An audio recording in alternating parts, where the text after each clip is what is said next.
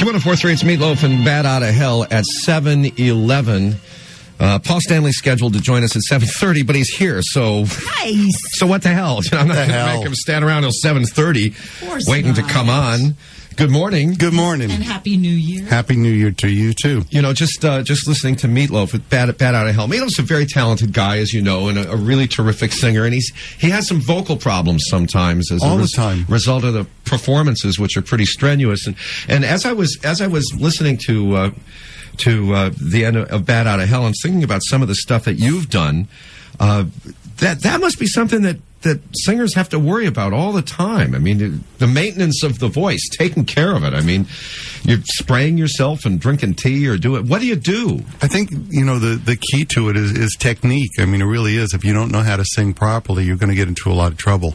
And I think most of the singers who have problems are ones who just go out there and start screaming. That's okay when you're 20 years old, but it's not going to get you into your 40s or 50s or beyond. So it's really a matter of taking care of your voice. You know, whether it's warming up before, warming down afterwards, what you drink, what you don't eat. Because singing is boring, folks. No, but singing is a strenuous physical activity. I mean, I was just thinking of that. I mean, getting up on a stage and performing for an hour and a half, 2 hours, 2.5 hours, that's a strenuous physical performance, and not just, you know, your bodily movements around the stage. It's what you're doing with your throat. Well, sure, because your voice is an instrument, but unlike, you know, a guitar or something, nobody can work on it. Nobody can fix it. You know, it's just kind of in there, and from day to day, you're not sure quite how it's going to work. Well, it's 12 after 7 o'clock in the morning at Q1043. I told our friends before in the past that there was one time, it's certainly nothing that you would remember, but it's something that I remember because of the embarrassment factor afterwards for me. And my first encounter with you was at the Bottom Line. I don't even remember who was performing, but, you know, at the Bottom Line in New York City, they had those big, long tables. Mm-hmm. Lots of people would be sitting at the big, long tables in the back. That's usually where record companies put people when they had showcases and performers who were there. And I sat directly across from you, had dinner, watched a show. You were introduced to me as a guy named Paul. You were one of the most famous rock stars in the world at the time, and I left that evening having absolutely no idea that I had met Paul Stanley of Kiss. And it was so funny because... No idea whatsoever, none, zero. And I remember thinking to myself, boy, he's kind of cool. You know? Yeah. He thinks a lot of himself. You know, you were makeupless sitting across from me. Nobody told me your last name. How would you? I found out later. People said, "So, what did you think of Paul Stanley?" I said, "Paul Stanley? When did I ever meet Paul Stanley?" Well, you had dinner. That's when. After that, I started bringing smoke machines with me everywhere I went. If I went into a club, it took my shirt off. You know, I jumped on the table, screamed. But that's so cool because you were able to be famous and then not be famous when you didn't want to be famous. Well, yeah, I mean, to a degree. You know, people get this idea that it was kind of like Clark Kent and Superman. But the truth is, when you see a guy who's like 6'3", 6'4", in platform boots walking down the street with hair, you know, black hair down below his shoulders, it's either the circus is in town or Kiss is around. So, you know...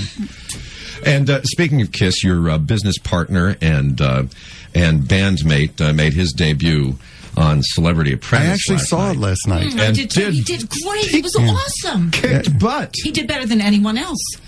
Well, he's that, you know, he's a type A personality, you know. Yeah, the task is sell hot dogs and raise money for charity. Right. So what he does is he whips out his cell phone and starts calling his friends, his rich friends, to just donate the money because it's for charity anyway. I mean, you're not going to make any money selling the hot dogs otherwise. And he did exactly what he should have done. Well, his idea is, you know, I want to sell you a hot dog for $17,000. Send me a check. You know. And it's like, sure. My guess is what he was really doing was calling his house and having them take money out of the bank. It's 7:15. Paul Stanley's with us here at Q1043. More traffic in minutes. Q1043. And in minutes, we'll shamelessly plug Paul Stanley's appearance at Wentworth Gallery tonight and tomorrow night in Garden City. But first, here's Strutter at Q1043.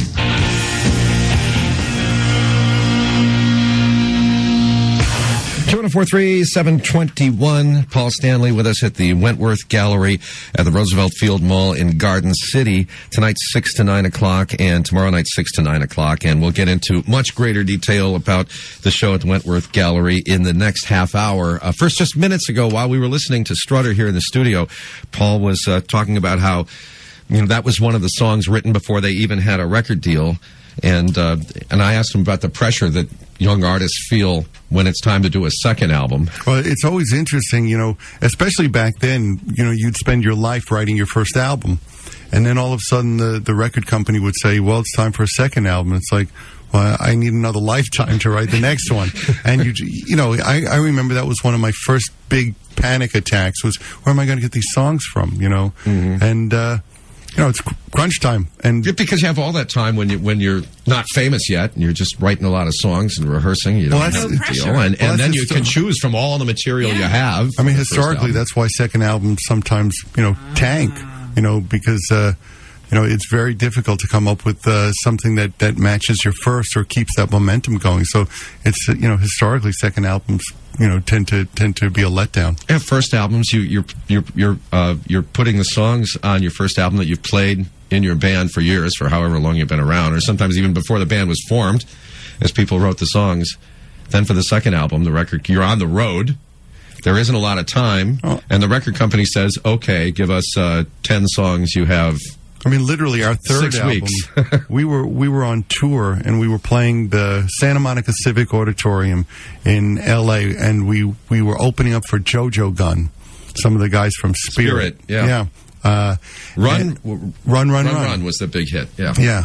And the record company president came to us and said, your album's on. It's over. It's finished. It's not selling anymore.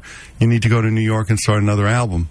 And I was like, what do you mean? And literally, the tour ended. We flew back to New York. And I think about 4 weeks later, we had Dressed to Kill, the third album, which had Rock and Roll All Night on it. Mm-hmm. So, it was very different back then. I think we did 3 albums in about 15 months or something like that. Can you imagine in today's like that's going to happen today, right? Yeah. Chances are slim and none. It's 7:24 here at Q1043. Paul Stanley is with us. Shelley's here with Q1043 News and Traffic. And TGI. Q1043. It's KISS, Detroit, Rock City, 736 and 21 degrees right now here in Midtown. Paul Stanley is with us. I have a clip from Family Guy. I noticed a small error in this clip as some bragging is going on about knowledge of KISS trivia. Don't tell me you're KISS freaks, too. KISS Army soldier since 1977. How about you? 76? I don't think anyone knows more about KISS than I do. I'm sorry, what was that? Peter, it's not important. Let him answer, Lois. I said no one knows more about KISS than I do. I'm not sure I like the tone of your voice, Dave. Well, throw down if that's what you want. Name Gene Simmons' special effects mentor. Amazo the Magician. What high school did Paul Stanley go to? New York High School of Music. Paul and Gene's band before KISS. Wicked Lester. What year did KISS appear on the Jim Neighbors Halloween special? Trick question. It was Paul Lynde and it was 1975. Now recite the magazine ad that brought Peter Criss to Paul and Gene's attention. Drummer willing to do anything to make it. Rolling Stone, October 1972. Exemplary. Rock and roll.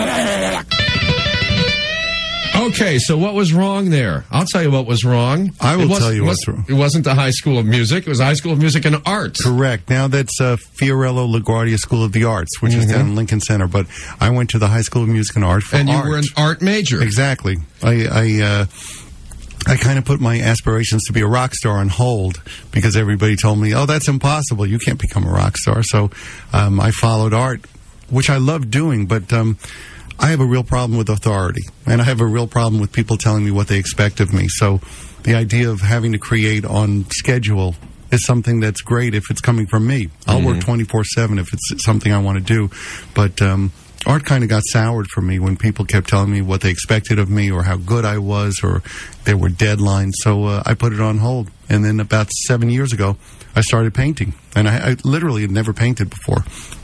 I was going through a divorce, and you reach a point where either you can keep smacking your fist against the wall or you can do something productive. And my friend said, try painting. I started painting. And your paintings will be on exhibition at the Wentworth Gallery at the Roosevelt Field Mall on Long Island in Garden City tonight and tomorrow night. Well, they're being exhibited now, but you will be there personally. I will be there. From 6 to 9 p.m. tonight and 6 to 9 p.m. tomorrow night. And which works will people be able to see? Yeah, pretty much everything is there.